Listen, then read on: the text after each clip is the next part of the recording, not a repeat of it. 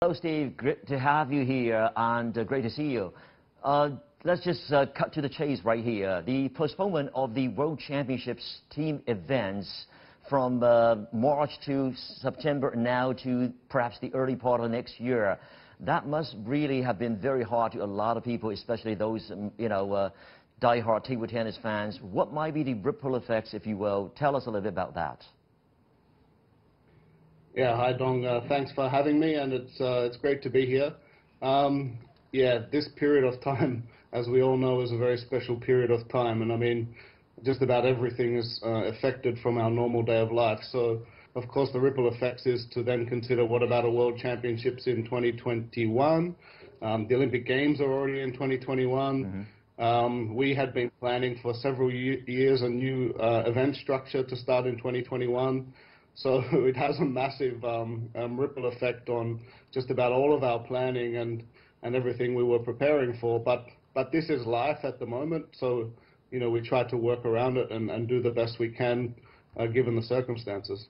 And of course, this kind of a challenge is really for almost all the international sporting bodies, including your ITTF as well. But you once said actually perhaps crisis could also give you some opportunities. In that sense, what kind of efforts is your organization doing right now? We've kind of also been already working towards a new era for 2021 for some years. So in one sense, you could say we're a little bit unlucky that the crisis comes now because we wanted to start our new event structure from next year. On the other hand, that crisis gives a faster, or gives it a chance to, for change to move much faster. Steve, you also mentioned that perhaps before the crisis, any crisis over, you need to be fully prepared. In this case, are you prepared to hold some of the perhaps scheduled games throughout the rest of the year, if any? And what might be the benchmark if this is going to happen? For international events, we need international travel to be relatively smooth again. So I don't think we have a really fully clear answer when that will happen. So what we try to do is put together a whole bunch of different scenarios.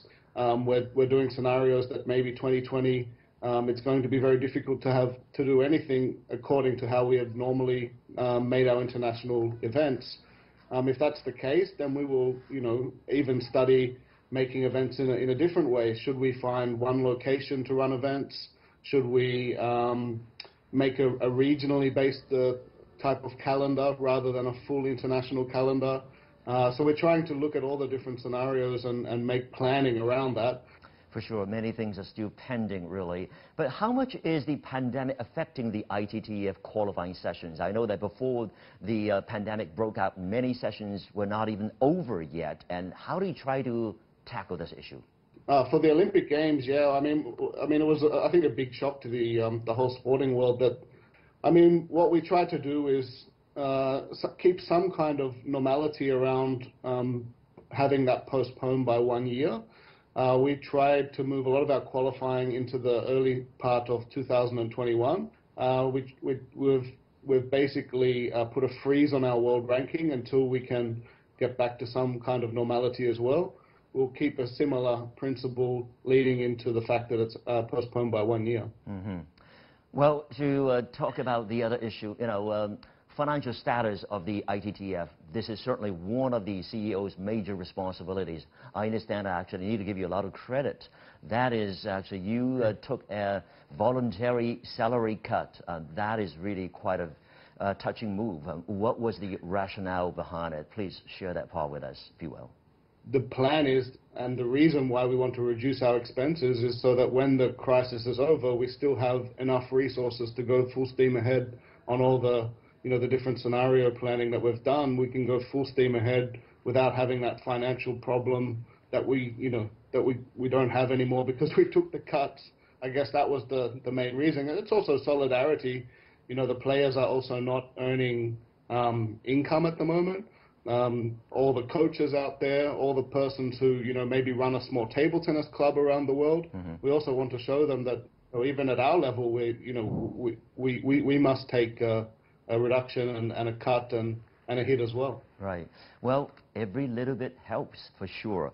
Well, but in an open letter, I understand that you propose to set up this new competition system, namely WTT. Tell us a little bit about that part. How does that work? And you know that you and I both are tennis fans as well, especially from my side. I cover a lot of tennis events. I understand perhaps this kind of professionalization is very much like tennis events or tennis Grand Slam system. Please shed some light on that, please, if you will.